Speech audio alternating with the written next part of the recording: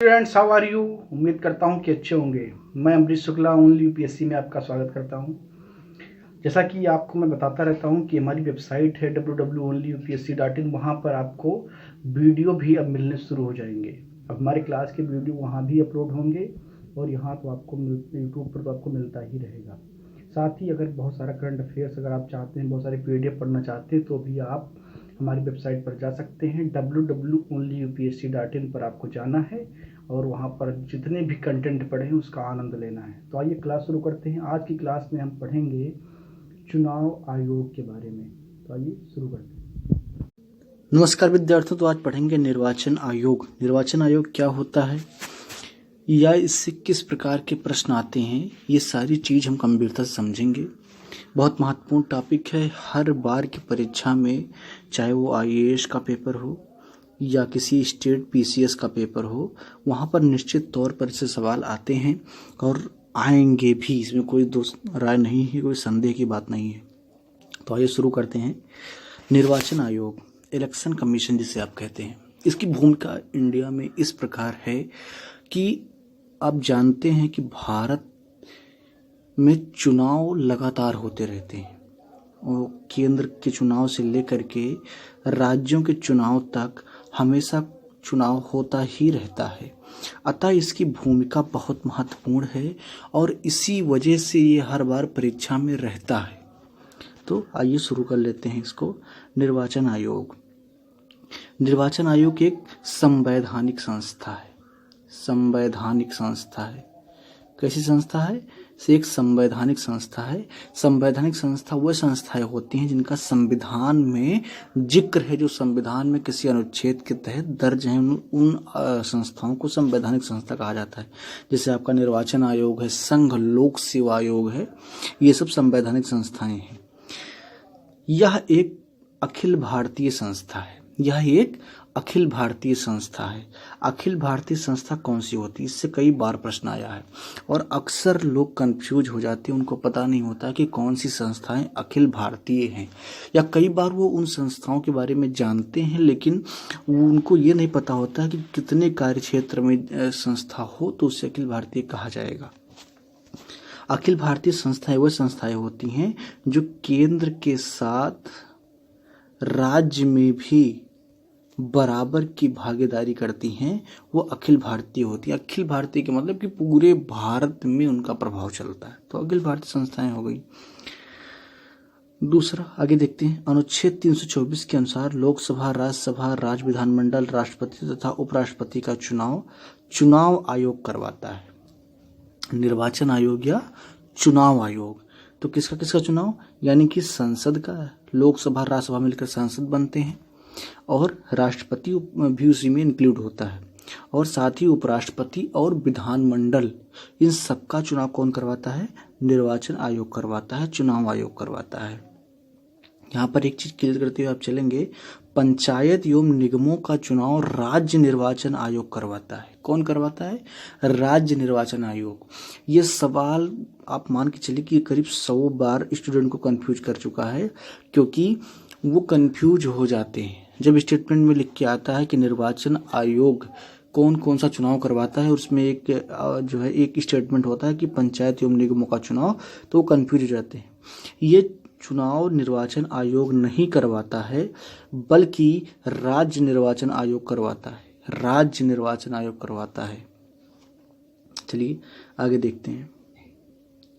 अब इसकी संरचना को देख लेते हैं कि इसकी संरचना क्या है, इसका स्ट्रक्चर क्या है, किस प्रकार ये काम करता है।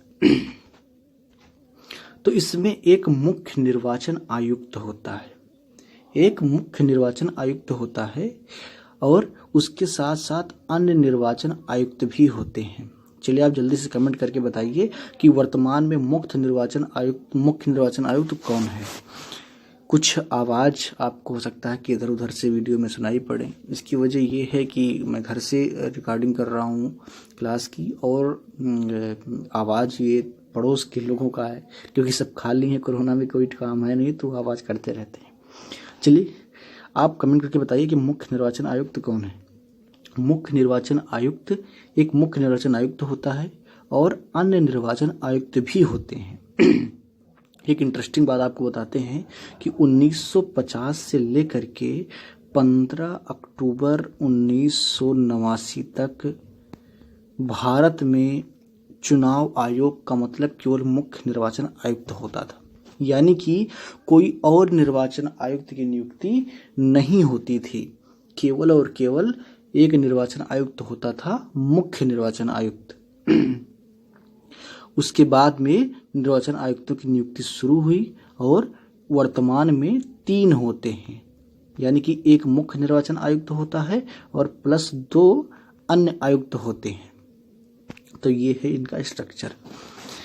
अब यहाँ पर इनके वेतन और शक्ति की बात कर लेते हैं। तो चूंकि मुख्य निर्वाचन आयुक्त हैं और 2 निर्वाचन आयुक्त और हैं, तो इन दोनों प्रकार के आयुक्तों को समान वेतन मिलता है और इनकी शक्ति भी समान होती है। बस आप इस तरीके से समझ लीजिए कि कोई 3 लोग हैं और किसी एक 3 लोग हैं, उसमें किसी एक व्यक्ति को कहेगा है कि आप आगे चलिए, नेतृत्व कीजिए, लेकिन शक्ति सबकी बराबर है। इसी प्रकार का ये एक मॉड्यूल है। सुप्रीम कोर्ट के जज के बराबर इनका वेतन होता है और इनकी नियुक्ति राष्ट्रपति करता है, लेकिन ये सब राष्ट्रपति के प्रसाद पर्यंत पद धारण नहीं करते हैं। इसका मतलब क्या हुआ?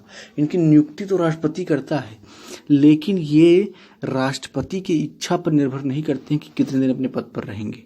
इसका मतलब यही होता है कि राष्ट्रपति के प्रसाद पर्यंत पद धारण नहीं करते हैं। कौन कौन राष्ट्रपति के प्रसाद पर्यंत पद धारण करता है, ये मैंने आपको कई बार पढ़ाया है। जैसे कि राज्यपाल जो होता है वो राष्ट्रपति के प्रसाद पर्यंत पद धारण करता है, यानी कि जब तक राष्ट्रपति चाहेगा तब तक वो अपने पद पर रहेंगे। तो यहाँ पर आपने देखा कि मुख्य निर्वाचन आयुक्त और अन्य निर्वाचन आयुक्त की जो है समान वेतन और समान शक्तियां होती हैं। इनकी नियुक्ति आपने देख ली। आगे अब देखते हैं। राष्ट्रपति निर्वाचन आयोग की सलाह पर प्रादेशिक आयुक्तों की नियुक्ति करता है। निर्वाचन आयोग की सलाह पर वो जो राज्य हैं, जो राज्य निर्वाचन आयोग हैं, उनके आयुक्तों की नियुक्ति राष्ट्रपति करता है। किसकी सलाह पर? निर्वाचन आयोग की सलाह पर। अब देखते हैं, इनका कार्यकाल 6 वर्ष या 65 वर्ष होता है। इसके बीच भी इन्हें हटाया जा सकता है। कैसे हटाया जाएगा वो भी आगे हम पढ़ेंगे। यानी कि इनका जो कार्यकाल है वो 65 वर्ष होता है या 6 वर्ष, जो पहले पूरा हो जाएगा वो उसके तहत उनको हटा दिया जाएगा। तो ये है इनका पद छोड़ने का तरीका। चलिए आगे देखते हैं। इनकी स्वतंत्रता के बारे में बात कर लेते हैं। स्वतंत्रता मतलब कार्य की स्वतंत्रता है, किस प्रकार कार्य करते हैं। क्योंकि आप जानते हैं कि चुनाव के द्वारा सरकारें बनती हैं और सरकारें ही देश चलाती हैं। अतः स्वतंत्रता और निष्पक्षता के लिए बहुत जरूरी है कि जो निर्वाचन आयुक्त है या निर्वाचन आयोग है वो बहुत ज़्यादा स्वतंत्र रूप से मजबूती से काम करे। एक निर्वाचन आयुक्त हुए हैं टी.एन. सेशन। शायद आपने उनका नाम सुना हो, और अगर नहीं सुना है तो जान लीजिए, उनके बारे में पढ़िए। टी.एन. सेशन के बारे में कहा जाता है कि वो नाश्तों में नेताओं को खाते थे। मतलब ये नहीं कि वो मानव को खाते थे, उनके पद को खा जाते थे, क्योंकि बहुत ही सशक्त चुनाव आयुक्त थे। तो देखते हैं, मुख्य निर्वाचन आयुक्त को अपनी निर्धारित पदावधि में काम करने की सुरक्षा है। उन्हें कदाचार की स्थिति में संसद के दोनों सदनों से विशेष बहुमत से पारित संकल्प के द्वारा हटाया जा सकता है। अब आप इसको ध्यान से समझेंगे कि मुख्य निर्वाचन आयुक्त जो है उसे अपनी जो जितनी अवधि निर्धारित है कि उसे नौकरी करने की, मान लीजिए अभी वो 63 साल का है, आज उसको निर्वाचन आयुक्त बनाया गया है, तो अभी वो 2 साल काम करेगा और 2 साल वो स्वतंत्र रूप से कार्य कर सकता है। और उसे हटाने के लिए दोनों सदनों में विशेष बहुमत से संकल्प पास किया जाएगा, उसके द्वारा ही उनको हटाया जा सकता है। अन्य आयुक्तों को मुख्य निर्वाचन आयुक्त के सिफारिश पर हटाया जा सकता है, अन्यथा नहीं। जो अन्य आयुक्त हैं, मसलन कि आपके मुख्य निर्वाचन आयुक्त के अलावा जो 2 आयुक्त निर्वाचन आयोग में होते हैं, उसके अलावा जो स्टेट यानी कि राज्यों में जो आयुक्त होते हैं, उनको केवल और केवल निर्वाचन आयोग का जो मुख्य निर्वाचन आयुक्त है उसके सलाह पर ही हटाया जा सकता है, अन्यथा नहीं। चलिए आगे देख लेते हैं। क्लास भले ही आपको छोटी मिले लेकिन कंटेंट आपको बड़ा मिल रहा है, मजबूत मिल रहा है, सॉलिड मिल रहा है। आप इसके बेसिस पर अगर आप इसी तरीके से छोटे छोटे बंडलों में पढ़ाई करते रहेंगे तो ये बहुत प्रभावी होने वाला है आपके लिए। शक्ति एवं कार्य देख लेते हैं कि इनका शक्ति एवं कार्य क्या है। तो ये 3 प्रकार के हैं, ये 3 प्रकार के हैं, जिसमें आप देख रहे हैं प्रशासनिक है, सलाहकारी है और अर्धन्यायिक है। ये 3 प्रकार के इनके काम, जो इनका कार्य एवं शक्ति है वो 3 प्रकार के हैं, प्रशासनिक है, सलाहकारी है और अर्धन्यायिक है। तो देखते हैं क्या है। तो प्रशासनिक जो इनका है, इसमें इनका काम क्या है, परिसीमन। सबसे पहला परिसीमन क्या होता है कि किसी कोई क्षेत्र जो है, जो निर्वाचन क्षेत्र है, उसकी सीमा कहाँ तक होगी, ये कौन निर्धारित करता है, चुनाव आयोग निर्धारित करता है। इसी को परिसीमन कहा जाता है। दूसरा है मतदाता सूची का निर्माण करवाना। मतदाता सूची का निर्माण करवाना, मतदाता सूची यानी कि जो वोट डालता है, जो निर्वाचन में भाग लेता है, उसकी एक सूची होती है जिसको मतदाता सूची होती है। तो उसका निर्माण कौन करवाता है, चुनाव आयोग करवाता है। तीसरा है निर्वाचन की समय सारणी नामांकन पत्र की जांच, यानी कि जो निर्वाचन की समय सारणी क्या होगी और उसके बाद में जो नामांकन आएंगे उसकी जांच करने का काम किसका होता है, चुनाव आयोग का होता है। अगला कार्य है चुनाव चिन्ह का आवंटन। जैसा कि आप देखते हैं कि अलग अलग पॉलिटिकल पार्टियों के चुनाव चिन्ह अलग अलग होते हैं, जैसे कि कांग्रेस का हाथ का पंजा है और बीजेपी का कमल है। तो इस प्रकार से जो है अलग अलग चुनाव चिन्ह जो है आवंटित करने का काम किसका है, चुनाव आयोग का है। आगे आप देखेंगे आचार संहिता लागू करने का काम किसका होता है, चुनाव आयोग का होता है। ये इनका प्रशासनिक काम है। आचार संहिता क्या होती है कि चुनाव के दौरान, तो आचार संहिता लागू करने का काम किसका है, चुनाव आयोग का। ये काम भी चुनाव आयोग ही करता है। अगला देखते हैं आचार संहिता में होता क्या है कि चुनाव में कोई क्या बोलेगा, किस तरीके की काम कर सकता है, क्या नहीं कर सकता, इस पर एक प्रतिबंध होता है और एक नैतिक प्रतिबंध होता है, कह सकते हैं। आगे देखते हैं चुनावी तंत्र का पर्यवेक्षण, यानी कि जो चुनावी तंत्र पूरा है, जैसे चुनाव होने वाला है तो उसमें बहुत सारे सुरक्षाकर्मी लगाए जाते हैं, बहुत सारे अधिकारी लगाए जाते हैं काम करने के। तो जो पूरा तंत्र, उसके पर्यवेक्षण का काम किसका होता है, चुनाव आयोग का होता है। आगे देखते हैं दलों का पंजीकरण एवं उन्हें दर्जा प्रदान करना। कोई अगर दल बना है, नया दल बना है और वो चुनाव लड़ना चाहता है तो उससे पहले उसको चुनाव आयोग में अपने आप को दर्ज करवाना होता है। और यहाँ पर दर्जा का मतलब ये है कि राष्ट्रीय एवं क्षेत्रीय पार्टी का दर्जा, राष्ट्रीय एवं क्षेत्रीय पार्टी का दर्जा। तो इसके लिए मानक बनाए गए हैं कि कौन सी पार्टी कब राष्ट्रीय पार्टी का दर्जा प्राप्त करेगी और कब जो है क्षेत्रीय पार्टी का दर्जा प्राप्त करेगी। तो उसके मानक में जब कोई पार्टी फिट बैठती है तो उसको दर्जा देने का काम किसका होता है, चुनाव आयोग का। भारत में अभी कितनी राष्ट्रीय पार्टियां हैं, कमेंट करके आप बताइए। चलिए सलाहकारी काम इनकी क्या है उसको देख लेते हैं।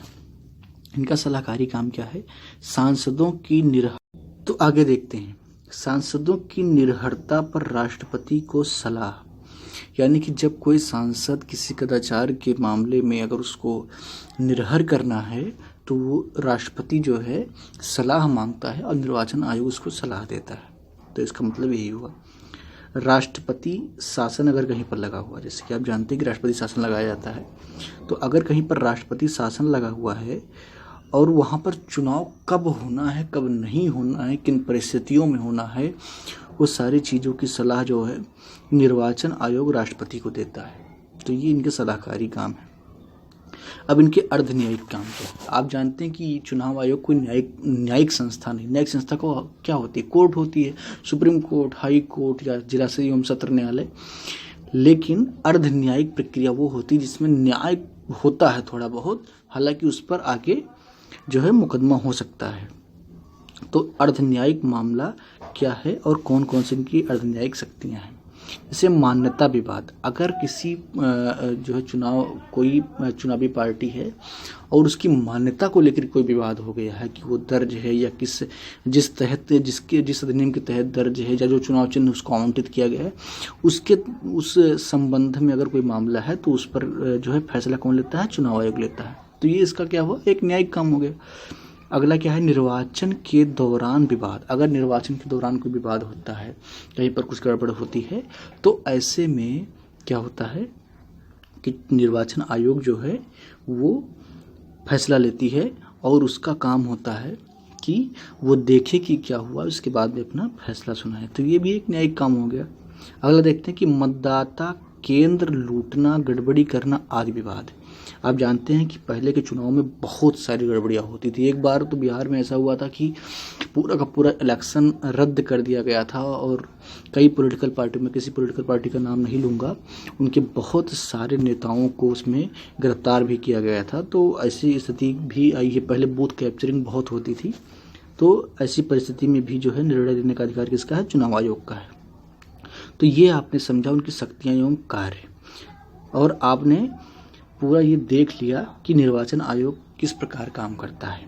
एक चीज़ और यहाँ पर आपको मैं बता दूं कि निर्वाचन आयोग में जो आयुक्त हैं उनकी नियुक्ति के लिए क्या योग्यता होगी, उसकी बात मैंने पूरी वीडियो में नहीं की है। और आप सोच रहे होंगे क्यों नहीं की है, या हो सकता है कि आपने ध्यान नहीं दिया हो। वो मैंने इसलिए नहीं की है क्योंकि संविधान में ही वो दर्ज नहीं है।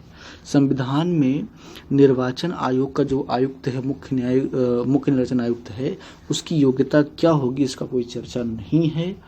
और इस बात की भी चर्चा नहीं है कि वो अपने पद को छोड़ने के बाद में कोई अन्य कार्य कर सकता है कि नहीं कर सकता है।